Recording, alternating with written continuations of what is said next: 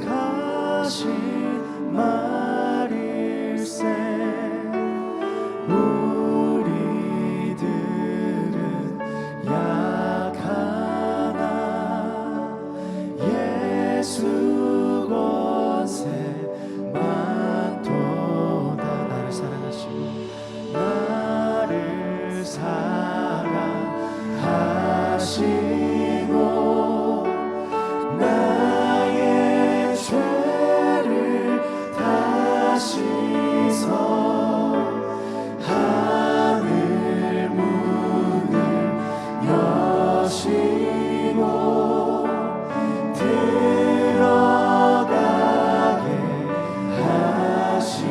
날 사랑하시 날 사랑하시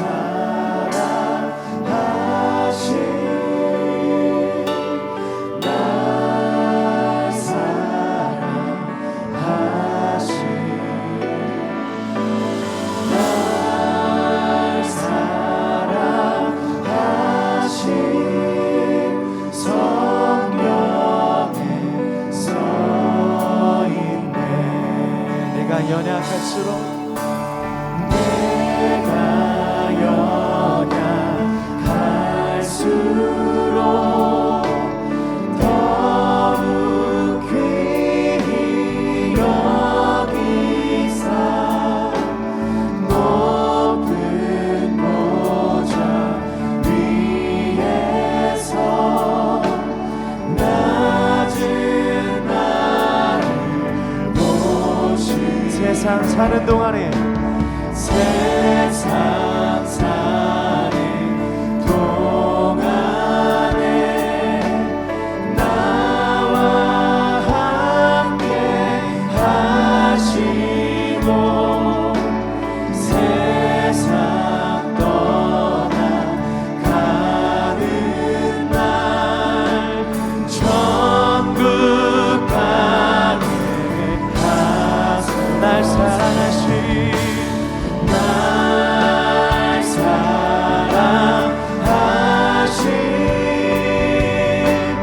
날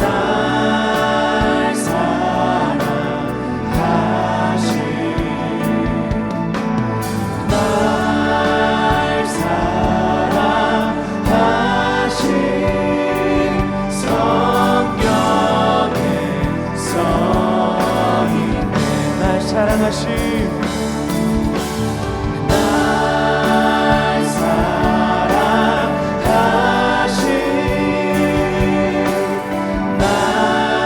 날 사랑하시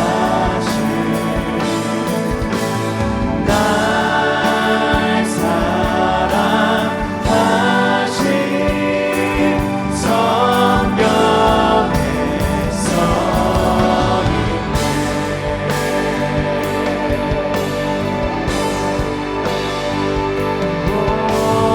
날 사랑하시 성경에 써있네. 날 사랑하시 성경에 써있네. 고백하겠습니다. 날 사랑하시 날 사랑하심이 성경에 써있네. 날 사랑하심이 성경에 써있네. 날 사랑하심이 성경에 써있네. 날 사랑하심이 믿음과 확신으로 고백합시다. 날 사랑하심이 날 사랑하심이 성경에 써있네. 날 사랑하심이 성경에 써있네. 날 사랑하심이 성경에 써있네. 날 사랑하심이 성경 날 사랑하심이 날 사랑하심이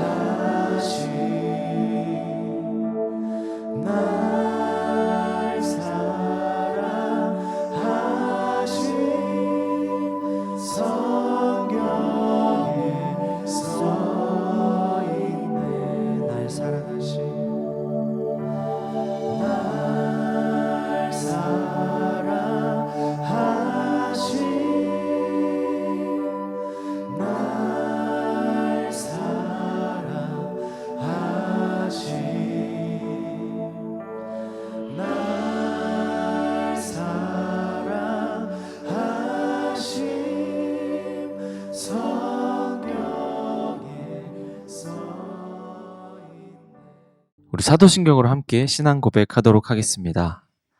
전능하사 천지를 만드신 하나님 아버지를 내가 믿사오며 그 외아들 우리 주 예수 그리스도를 믿사오니 이는 성령으로 잉태하사 동정녀 마리아에게 나시고 본디오 빌라도에게 고난을 받으사 십자가에 못 박혀 죽으시고 장사한 지 사흘 만에 죽은 자 가운데서 다시 살아나시며 하늘에 오르사 전능하신 하나님 우편에 앉아 계시다가 저리로서 산자와 죽은 자를 심판하러 오시리라. 성령을 믿사오며 거룩한 공예와 성도가 서로 교통하는 것과 죄를 사하여 주시는 것과 몸이 다시 사는 것과 영원히 사는 것을 믿사옵나이다. 아멘.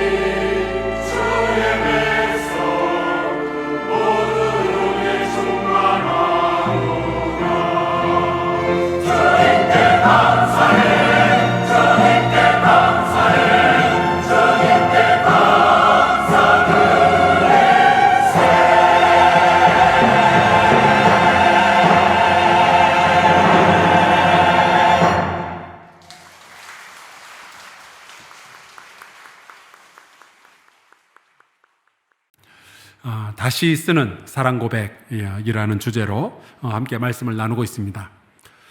이 모든 사랑의 고백은요, 하나님이 먼저 우리를 사랑하셨다라는 그 사실에서 출발하고 있죠. 그래서 우리가 그 하나님의 먼저 오신 사랑에 반응하고 있는 거예요. 자, 우리가 두 가지 사랑 고백을 하고 말씀을 이어가도록 하겠습니다. 따라해 보시겠습니까? 우리는 아버지 하나님을 사랑합니다. 우리는 성자 예수님을 사랑합니다. 아멘이시죠? 아멘. 우리가 무엇을 사랑하느냐, 이것은 인생에 있어서 굉장히 중요한 선택을 하는 기준, 이유가 됩니다.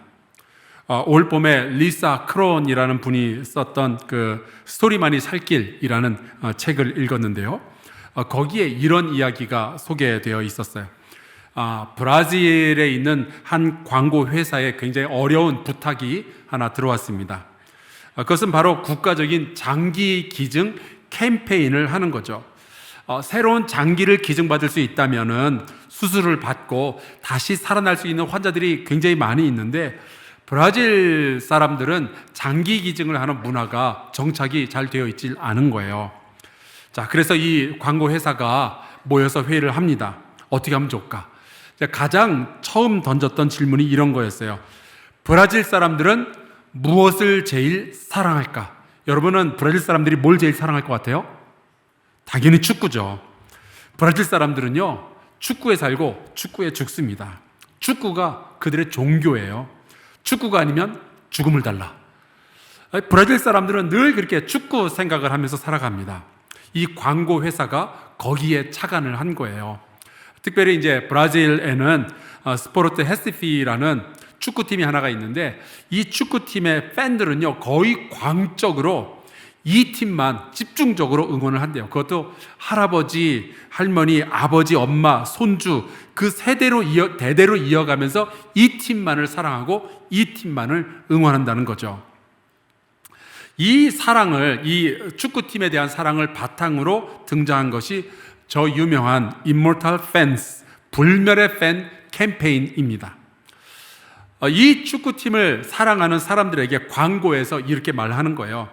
만약 당신이 장기 기증을 하게 된다면 당신이 죽은 후에도 당신의 두 눈은 계속 이 스포르트 헤시피 축구팀의 경기를 관전하게 될 겁니다.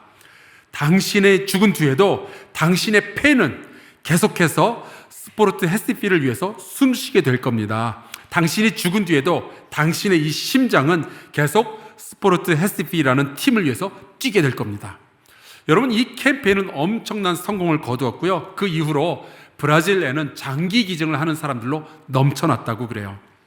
여러분, 내가 누구를 사랑하고 무엇을 사랑하는지가 내 눈과 내 심장과 내 폐를 어디에 쓸지, 나는 어떻게 살고 어떻게 죽을지까지 결정하게 되는 거예요. 그래서 여러분과 함께 다시 쓰는 사랑 고백이라는 주제를 가지고 우리 기독교인들은 도대체 무엇을 사랑하고 누구를 사랑하고 있는지를 함께 살펴보고 있습니다.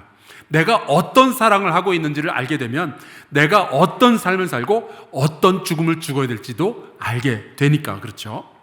오늘은 성령님에 대해서 말씀을 나누려고 합니다. 제가 이 설교를 다 마친 후에 여러분이 나는 성령님을 사랑합니다라는 고백을 할 수가 있게 된다면 그것은 제가 성공으로 볼 것 같아요. 그렇지만 먼저 고백을 하고 출발합시다. 우리는 성령님을 사랑합니다. 아멘.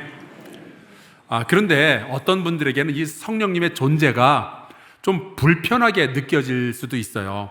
왜냐하면 하나님은 한 분이셔야 되잖아요. 십계명에도 나오죠. 나 외에 다른 신을 섬기면 안 된다. 이사야서에도 나와 있어요. 나 외에 다른 신은 없다. 예수님도 이런 말씀을 하셨습니다. 너희의 아버지는 한 분이시니 곧 하늘에 계신 이시니라. 자, 그런데 성령님은 도대체 누구냐는 거죠. 거기에 한술 더 떠서 우리는 성부, 성자, 성령, 성자 예수님까지 있잖아요. 그래서 이런 삼위일체라는 신학을 가지고 있는데, 그래서 사실 유대교라든지 아니면 이슬람교를 믿는 사람들은 기독교를 성부, 성자, 성령 세 분의 신을 섬기는 다신교로 보고 있어요. 심지어 기독교를 삼신교라고 부르기도 합니다. 그런데 이해하기 어렵고 또 말하기도 불편하니까 남들이 오해도 하니까 이거 없는 걸로 치자, 그럴 수 있을까요? 그건 안 됩니다. 사실 삼위일체는요, 이해하기 어려운 정도가 아니라 이해가 안 돼요. 이해가 안 되니까 설명도 못하죠. 한 분이 세 분이라니, 세 분이 또 한 분이라니, 세상에 그런 게 어디 있어요? 문제는 이게 세상의 일이 아니라 세상을 창조하신 하나님의 일이라는 거죠. 세상과 논리와 모든 물리의 법칙을 창조하신 하나님은 그 모든 것의 너머에 계신 분이시기 때문에 세상과 논리와 물리학 바깥으로 벗어나 본 적이 없는 우리는 이해할 수도 없고, 혹 이해한다 할지라도 우리 인간의 제한된 언어로는 설명이 불가능한 거예요. 관찰은 되지만 이해는 안 되는 것이 바로 성부, 성자, 성령 삼위일체 신학입니다. 그래서 성령에 대해서 설명하기가 참 껄끄럽고 어려운 거예요. 중세의 토마스 아퀴나스라는 아주 유명한 학자가 있었어요. 이분이 이제 쓴 엄청난 책이 있는데 그게 바로 저 유명한 신학대전 숨마 테올로기카라는 책입니다. 이 책이 이제 1부, 2부, 3부로 나뉘어서 장장 8년 동안 쓰여지고 있었는데, 어느 날 1273년 12월 6일 토마스 아퀴나스가 예배를 드린 이후부터 갑자기 글쓰기를 멈춰요. 비서가 이상하게 여겼습니다. 아직 책이 완성도 안 됐는데 왜 글쓰기를 멈추셨습니까? 그때 토마스 아퀴나스가 이렇게 대답을 하죠. 내가 그날 예배 시간에 본 것에 비하면 내가 여지껏 써왔던 모든 글들은 지푸라기만도 못하다는 거예요. 인간의 이해와 인간의 언어는요, 하나님의 모습, 하나님의 일을 설명하기에는 턱도 없이 부족합니다. 삼위일체가 그래요. 그래서 삼위일체에 대한 설명은 늘 미완성으로 끝날 수밖에 없습니다. 자, 그러면은 하나님은 한 분이시지만 성부, 성자, 성령 세 인격과 세 모습으로 존재한다는 이 삼위일체, 이 말도 안 되는 이야기를 어떻게 알게 되었는가? 하나님의 말씀이 성경에 그렇게 등장하고 있는 걸 어떡하겠어요? 성경에 보면 분명히 구약시대부터 성령님께서는요, 독립적으로 존재하시고 또 사람들 사이에서 일하고 계셨습니다. 예를 들어서 시편 51편에 보면은 다윗이 이런 시를 써놓았어요. 나를 주 앞에서 쫓아내지 마시며 주의 성령을 내게서 거두지 마소서. 여기에 이제 성령이라는 단어가 나오잖아요. 히브리어로 하면 루아흐 코드샤라고 합니다. 그야말로 거룩한 영이에요. 다윗이 기도하는 겁니다. 다윗이 누구에게 기도하고 있을까요? 주님께 기도하고 있죠. 뭐라고 기도해요? 성령을 거두지 말아달라고 해요. 분명히 주님과 성령이 구별이 되어져 있습니다. 특별히 이 말씀에서 알게 되는 것은 성령님께서는 사람 안에 거하시며 사람 안에서 일하신다는 거죠. 그래서 이사야서에 보면은 이런 구절이 나와 있는 거예요. 백성이 옛적 모세의 때를 기억하여 이르되 백성과 양떼의 목자를 바다에서 올라오게 하신 이가 어디 계시냐? 홍해를 가르고 사람들을 이끌어내신 그 하나님이 어디 계시냐? 또 그들 가운데에, 이스라엘 백성 가운데 성령을 주신 이가 이제 어디 계시냐? 분명히 성령님의 존재는요, 구약 성경에도 있어요. 나와요. 특히 구약에 보면은 그냥 하나님 그래도 되는데 굳이 하나님의 영이라는 표현이 상당히 많이 나오죠. 아니, 어차피 하나님은 영이신데 굳이 왜 하나님의 영이라는 표현을 또 썼을까요? 뭘 구별하려고 이런 표현을 썼을까요? 바로 성령의 존재를 분명히 하고 싶은 거죠. 그래서 제가 성경을 읽으면서 깨닫는 것이 있는데, 삼위일체의 하나님은 성부, 성자, 성령 세 분이 서로 깊이 사랑하시기 때문에 서로에 대해서 증언하고 계시는 거예요. 하나님께서는 예수에 대해서 증언하시고 성령에 대해서 증언하시고, 예수님은 하나님과 성령에 대해서, 그리고 성령님은 하나님과 예수 그리스도에 대해서 지속적으로 증언을 하시는 거죠. 그래서 성경 안에는 하나님, 성부 하나님, 성자 예수님, 성령 하나님에 대해서 자꾸만 등장하고 있는 거예요. 그런데 이 구약에 등장하는 성령님의 특징 가운데 하나는 그분은 하늘에 거하시기보다는 주로 이 땅의 사람들과 함께 혹은 그들의 마음 가운데 거하고 계시는 거예요. 근데 그거는 신약에서도 마찬가지입니다. 성령님은 우리와 함께 계시며 우리 안에서 일을 하고 계셔요. 심지어 예수님도 성령님과 함께 하셨고 성령님과 함께 일하시죠. 여기에 대해서 이사야 선지자가 성령 하나님과 성자 예수님이 어떻게 일하시게 될지 이렇게 예언을 했습니다.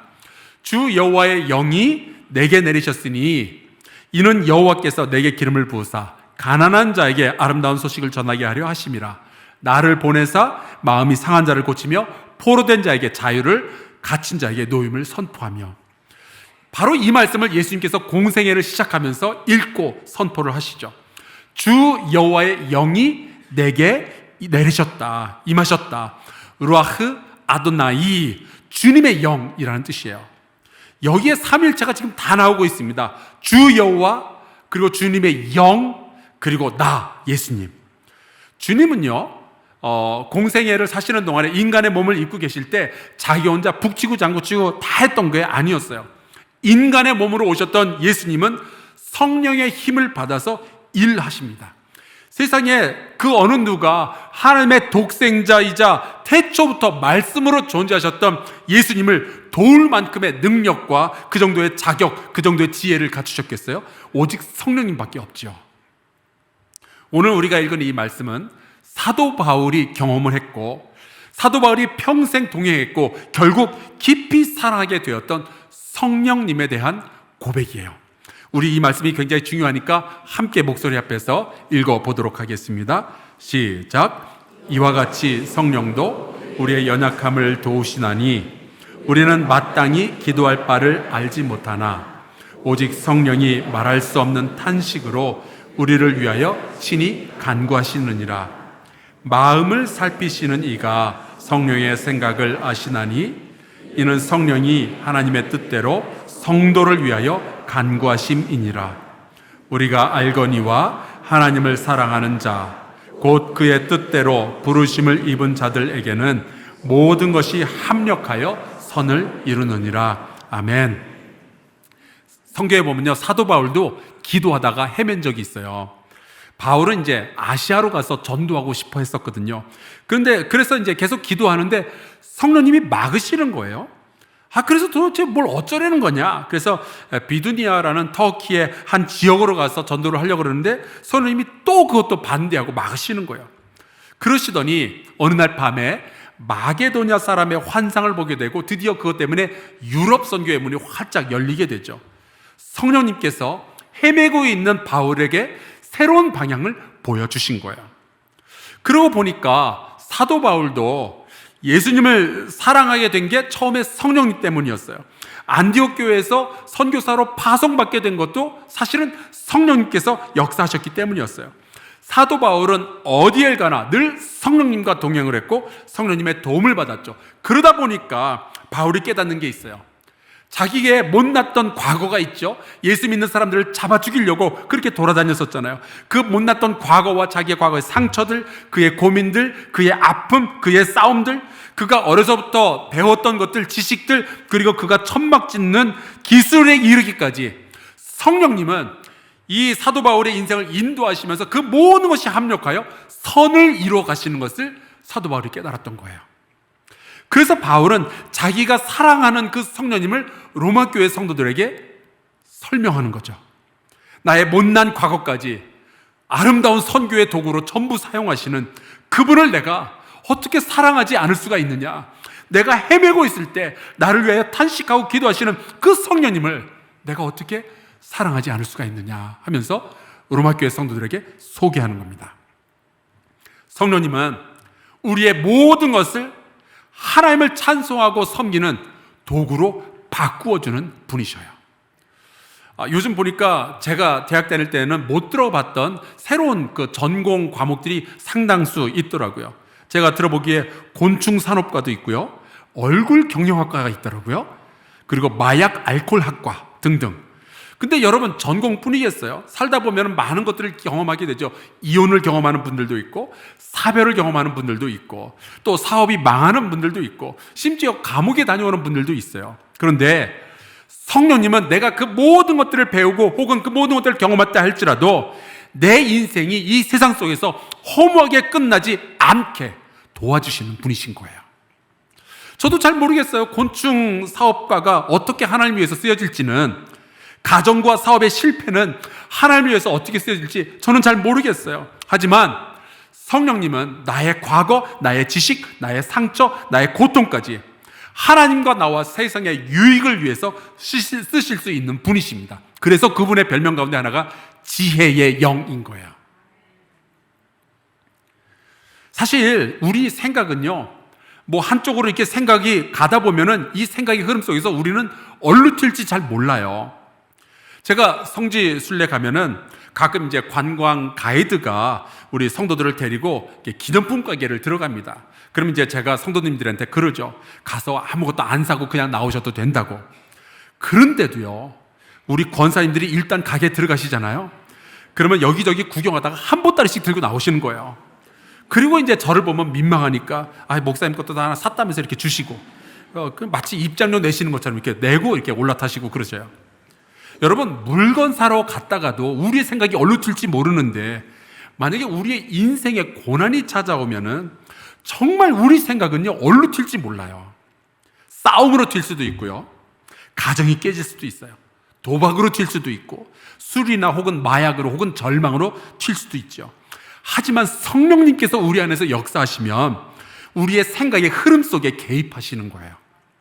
고통 가운데서도 하나님의 말씀이 생각나게 하시고 고난의 새로운 의미를 발견하게 해주시죠. 그래서 성령님이 계시면은 감옥에 갇혔는데도 찬송하게 되는 거예요. 죽음이 내 앞에 닥쳤는데도 감사를 고백하게 되는 거죠. 제가 잘 아는 선교사님 부부가 있었어요. 두 분이 함께 남아공에서 참 열심히 선교를 하셨는데, 그 남편 선교사님이 남아공에서 갑자기 심장마비로 돌아가셨습니다. 그래서 그 선교사님의 아내가, 여자 선교사님과 그 두 딸이 한국으로 잠깐 들어왔는데, 만약에 남아공에서 남편을 잃게 되면은 어떤 아내는 이렇게 이야기를 할 거예요. 남아공 생각만 해도 치가 떨린다고. 그쪽은 쳐다보고 싶지도 않다고. 그런데 이 부인 선교사님은 기도하는 가운데 그의 생각이 정리가 되었는데, 남편이 하던 그 일을 마저 하겠다면서 다시 남아공으로 두 딸과 함께 들어가더라고요. 여러분, 이게 성령의 역사예요. 어둠의 생각이 우리의 생각들을 지옥불로 끌고 들어가기 전에 성령께서 우리의 생각과 우리의 기도 가운데 개입하셔서 우리에게 소망을 주시고 밝은 생각과 지혜를 주셔서 우리의 고난이 절망으로 이어지지 않도록 해주시는 거죠. 그래서 브라운 월십이라는 그 찬양팀이 부른 찬양 가운데 이런 내용이 있어요. 나의 약함은 나의 자랑이요, 나의 실패는 나의 간증이요, 나의 아픔은 나의 영광이니. 성령님이 함께 하면은 그렇게 되는 겁니다. 성령님이 우리와 함께 하시면요, 우리의 인생은 허무하게 끝나지 않을 거예요. 대신 성령님은 우리의 삶 가운데서 아주 아름다운 열매들을 맺게 해주시죠. 우리는 부족하지만 하나님의 깊은 속까지 통달하시는 성령님께서 우리를 위해서 그 일을 해주시는 거예요. 때로는 탄식하며 기도함으로 우리 가운데서 그런 역사를 이루어 가시는 거죠. 그래서 우리의 모든 것들이 합력하여 선을 이루도록 도와주시는 거예요. 그런 식으로 24시간 내내 우리의 곁에서, 그리고 우리의 안에서 우리를 도우시는 성령님이신데, 우리가 어떻게 사랑하지 않고 살아갈 수가 있겠어요? 예수님이 이렇게 말씀하셨습니다. 내가 아버지께 구하겠으니 그가 또 다른 보혜사를 너에게 주사 영원토록 너희와 함께 있게 하리니. 언제까지요? 영원토록입니다. 그는 진리의 영이라 세상은 능히 그를 받지 못하나니 이는 그를 보지도 못하고 알지도 못함이라. 그러나 너희는 그를 아나니 그는 너희와 함께 거하시며 또 너희 속에 계시겠음이니라. 여러분, 성령님은 우리와 영원히 함께 계시기 위해서 하나님으로부터 보냄을 받은 분이십니다. 그러니까 우리가 예수를 믿고 신앙생활을 하는 한 우리는 성령님과 뗄래야 뗄 수 없는 관계가 이미 된 거예요. 성령님이 어디 계실까요? 예수님이 그러시죠. 그는 너희와 함께 거하시며 또 너희 속에 계시겠습니다. 우리와 함께, 그리고 우리 안에 성령님이 계시는 거죠. 자, 우리 양옆으로 선포하고 이어가겠습니다. 당신 안에 성령님이 계십니다.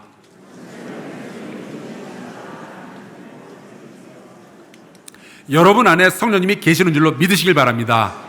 자, 그러면 여러분의 가슴에 손을 대고 우리 인사를 할까요? 성령님 안녕하십니까? 자, 성령님이 여러분 안에 계셔요. 자, 그러면은 생각을 해봐야죠. 어차피 성령님은 우리와 함께 계시고 우리 안에 계시는데, 기왕이면 사랑하는 사이로 지내는 게 피차 좋지 않겠어요? 함께 있는데 무시하는 거는 예의가 아니죠. 함께 있는데 싸우는 거는 불행합니다. 성령님과 우리가 서로 관심을 가지고 서로 사랑하고 서로 기뻐하고 서로 협력하는, 그리고 우리가 성령님께 순종하는 관계가 제일 아름답고 행복한 관계가 되는 거예요. 예수 믿으면은 당연히 성령님께서 임하시게 되는데, 성령님과 여러분은 사랑하는 사이로 지내시기를 주 이름으로 축원합니다. 그런데 제가 보니까 우리 성도님들 가운데 이런 문제들이 좀 많이 있더라고요. 어떤 남자분이 그래요.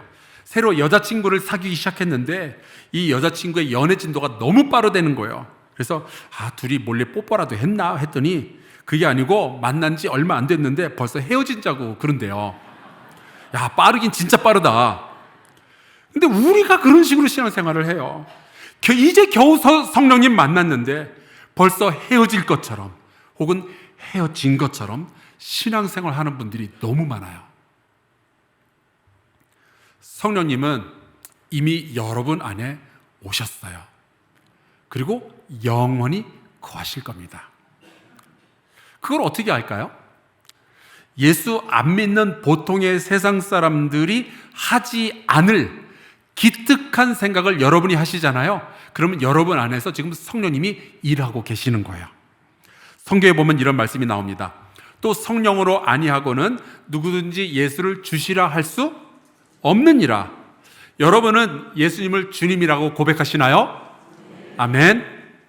여러분, 길 가는 사람 붙잡고 물어보세요. 당신의 주님이 예수님이냐고.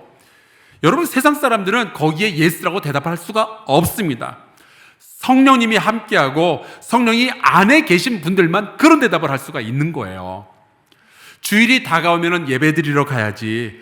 도대체 이렇게 기특하고 거룩한 생각은 어디서 나오는 걸까요?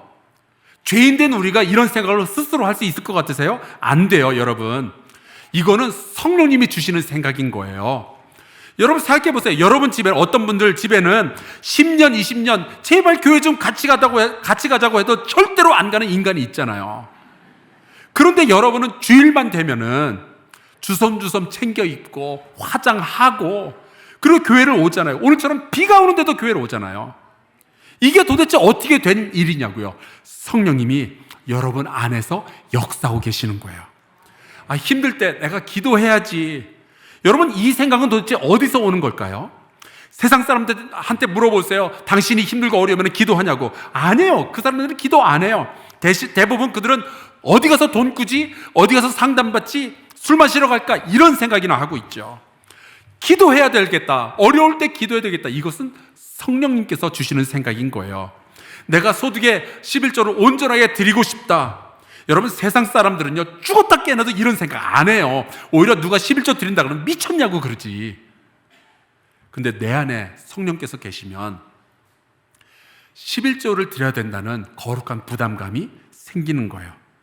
그 말은 바꿔서 말하면 11조 생각이 나긴 나는데 온전히 안 드리고 있는 것은 지금 여러분이 성령님과 싸우고 있는 중인 거예요. 여러분, 그 싸움에서 제발 좀 지시기를 축원합니다. 왜 아멘을 안 하시래요? 성령님을 이겨먹어서 선을 이루고 복을 얻는 인생은 없어요. 내가 봉사해야지, 내가 선교해야지, 내가 전도해야지, 내가 찬양대 해야지, 내가 순몸의 리더가 돼야지, 내가 주방에서 일해야지, 내가 DTS 해야지. 여러분, 세상 사람들은 평생을 살아도 이런 생각 절대로 안 합니다. 오직 성령이 임한 사람만 이런 생각을 할 수가 있는 거예요. 내가 손해를 받지만 내가 참아야지, 내가 용서해야지, 내가 사랑해야지. 주님께서 그러라고 하셨잖아. 여러분, 이건 다 성령께서 우리의 생각 가운데서 역사하시기 때문에 나오는 결과예요. 물론 이런 생각이 설교를 통하여 혹은 누군가의 권유로 다가오기도 하죠. 그렇게 성령님은 너무나도 자연스럽게 나의 기억 속에서, 나의 생각 속에서, 내 주변의 사람들을 통해서 우리에게 말씀하시는 거예요. 그렇기 때문에 예수님이 이런 말씀을 하신 겁니다. 보혜사, 곧 아버지께서 내 이름으로 보내실 성령, 그가 너에게 모든 것을 가르치고 내가 너에게 말한 모든 것을 생각나게 하리라. 우리가 그런 이야기를 자주 해요. 기도할 때 성령을 부어주옵소서. 그런 표현을 쓸 때 제가 좀 궁금합니다. 도대체 여러분 성령 받아서 어디다 쓰려고 그러세요? 게다가 이미 성령은 여러분 안에 계시잖아요. 근데 왜 성령을 부어달라는 이야기를 하는 거죠? 성령이 뭐 길쭉하게 생겨가지고 아직 다 못 들어오셔서 그런 것도 아니고, 성령 충만하다는 것은 성령님이 아직 덜 차서 그렇게 기도를 하는 걸까요? 그 성령님이 왔다가 사라지시는 것도 아닌데 우리가 집 나간 성령님 찾습니다 이렇게 기도하는 거예요? 여러분, 성령님은 우리 안에서 탄식하며 기도하시기는 하셔도 우리를 버리고 떠나시는 분은 아니셔요. 그분은 영원히 거하기 위해서 우리에게 오셨죠. 그래서 이미 신앙생활을 잘 하고 계시고 여러분처럼 오늘 이렇게 예배에 나오신 분들은요, 성령을 부어달라는 말, 성령 충만하게 해달라는 말을 이렇게 해석하시는 것이 좋습니다. 내가 성령님과 더 깊이 사랑하게 하여 주옵소서. 우리의 진짜 문제는 성령님이 안 오신 게 아니라 이미 우리 곁에 계시고 우리 안에 계신데 교제하지 않는 거예요. 왜 우리의 영혼이 시들었을까요? 그 성령님의 인도하심을 받지 않기 때문에 그런 거죠. 왜 우리의 영혼이 갈급해지고 있을까요? 그분과의 사랑이 식어졌기 때문에 그런 겁니다. 그 성령님은 어떤 에너지나 기운 뭐 이런 게 아니라 인격을 가진 하나님이셔요. 성령님은요, 생각하시고 기억하시고 느끼시고 우리 때문에 탄식도 하시고 우리를 위하여 기도도 하시는 분이셔요. 때로 그분은 잔잔히 우리의 기억 가운데서 역사하시고 때로는 불과 같이 우리 가운데 임하시기도 하십니다. 병을 고쳐주시고 환상을 보여주시고 때로는 우리에게 방언을 말하기도 하시죠. 때로 그분은 우리의 기도 가운데서 역사하셔서 우리의 기도의 방향을 바꿔주기도 하시고 기도의 언어를 통째로 바꿔주기도 하셔요. 우리가 세상 속에서 살아가고 있지만 하나님의 백성으로서 영적인 삶을 살게 하시려고 성령께서는 우리 안에 영원히 거하시며 우리 가운데서 일하고 계시는 겁니다. 중요한 것은 이미 우리에게 임하신 성령님에게 우리가 어떻게 반응하는가 하는 거예요. 성령님 오시라는 말씀은, 성령을 내게 부어달라는 표현은, 성령으로 충만하게 해달라는 그런 말은 성령님이 약속대로 이미 오셨고 내 안에 계신 그분인데 그분을 더 느끼고 더 발견하게 해달라는 표현인 거죠. 사랑하는 성도 여러분, 우리 성령님을 사랑합시다. 그분은 우리를 위해서 우리에게 오셨고 우리 안에 거하고 계셔요. 우리 성령님과 더 깊은 사귐을 가집시다. 기도하고 말씀을 묵상하고 찬송하고 예배드리는 가운데 성령님을 느끼고 성령님의 존재를 인정하고 성령님의 인도하심을 구합시다. 더 적극적으로, 더 의지적으로 성령님을 나의 생각, 나의 대화에 초대합시다. 우리가 원래 사랑하면 그렇게 살아가는 거 아니에요?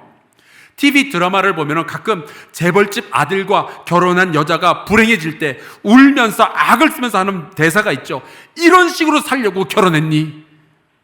성령님께서 우리에게 그런 질문을 하지 않게 되기를 바랍니다.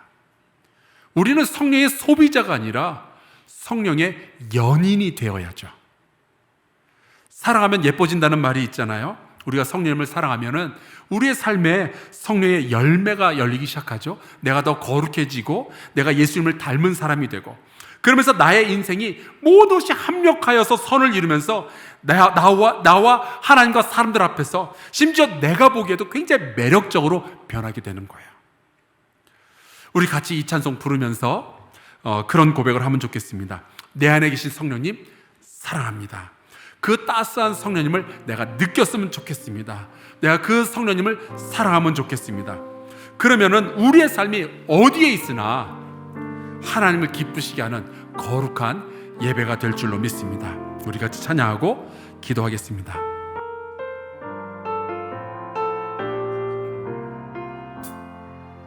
따스한 성령님, 따스한 성령님 마음으로 보내 내 몸을 감싸며 주어지는 거룩함을 느끼네. 사랑과 진리에 사랑과 진리에 한 줄기 빛 보내 내 몸을 감싸며 주어지는 평안함 그 사랑을 느끼네. 부르신 곳에서 나는 예배하네. 어떤 상황에도 나는 예배하네. 부르신 곳에서 나는 예배하네. 어떤 상황에도 나는 예배하네. 내가 걸어갈 때 길이 되고 내가 걸어갈 때 길이 되고 살아갈 때 삶이 되는 그곳에서 예배하네. 내가 걸어갈 때 길이 되고 살아갈 때 삶이 되는 그곳에서 예배하네. 곳에서 나는 예배하네. 어떤 상황에도 나는 예배하네. 부르신 곳에서 나는 예배하네. 어떤 상황에도 나는 예배하네.